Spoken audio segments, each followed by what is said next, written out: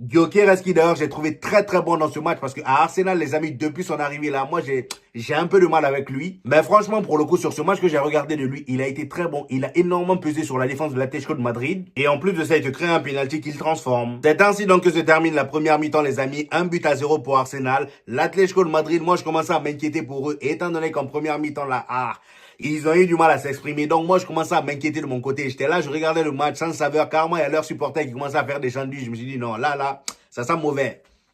Ça sent très mauvais. Parce qu'après une finale de Copa del Rey perdue, voire juste après une telle première mi-temps ne donne pas espoir. Franchement, c'est compliqué. D'autant plus que l'Atlético de Madrid, comme vous le savez, ils ont beaucoup plus de facilité. Regardez vous-même en Liga. Vous-même, regardez en Liga les derniers résultats qu'ils ont, mis à part le match qu'ils ont gagné face à Bilbao, là, leur précédent match là. Les 8 derniers matchs avant ce match face à Bilbao, les amis, dites-vous qu'ils ont perdu 7 matchs.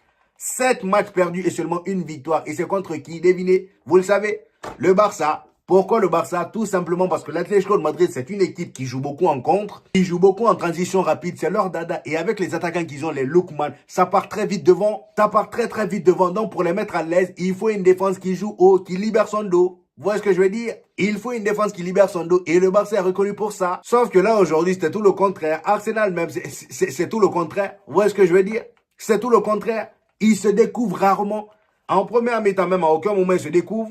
Il n'y a qu'en deuxième mi-temps où ils ont commencé voilà, à être beaucoup plus accessibles devant. L'Atlético de Madrid commençait à ressortir de plus en plus. Et je pense même qu'à la mi-temps dans le vestiaire, il y a eu des réajustements tactiques du côté de l'Atlético de Madrid. Parce qu'en deuxième mi-temps, ils pressaient beaucoup plus qu'en première mi-temps. Rarement, j'avais l'impression que les deux équipes avaient changé de tactique. L'Atlético de Madrid, dès que Arsenal récupérait le ballon, ça les pressait. Et Arsenal, eux, de leur côté, contrairement à la première mi-temps, ils avaient beaucoup de mal à aller vers l'avant. Et étant donné que dès qu'ils récupéraient, c'était aussitôt repris. C'est d'ailleurs comme ça que vient le pénalty de l'égalisation. Et avant même ce pénalty, regardez la grosse occasion que, comment il s'appelle lui là, Lookman il rate.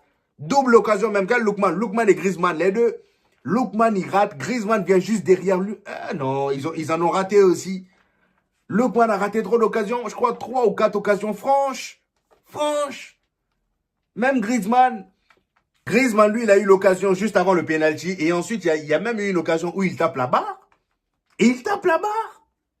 Ils en ont eu des occasions aujourd'hui. Pour moi, l'Atlético de Madrid aurait dû gagner ce match-là 3-2 parce que bon, si le deuxième penalty d'Arsenal là avait été autorisé, il y aurait pu y avoir 3-2 avec toutes les occasions que l'Atlético de Madrid a eues. C'est vraiment dommage. Dans ce genre de match à Arsenal, c'est pas comme ça vous allez avoir des cadeaux tout le temps. Hein. Va falloir profiter au match retour, va falloir profiter de la moindre occasion. Parce que Arsenal, si dans un monde vous faites l'erreur de vous prendre 2 buts à 0 dans un match, vous êtes cuit. Vous êtes cuit. Là, on parle d'une équipe qui a encaissé seulement 5 buts. 5 buts en Ligue des Champions avant de vous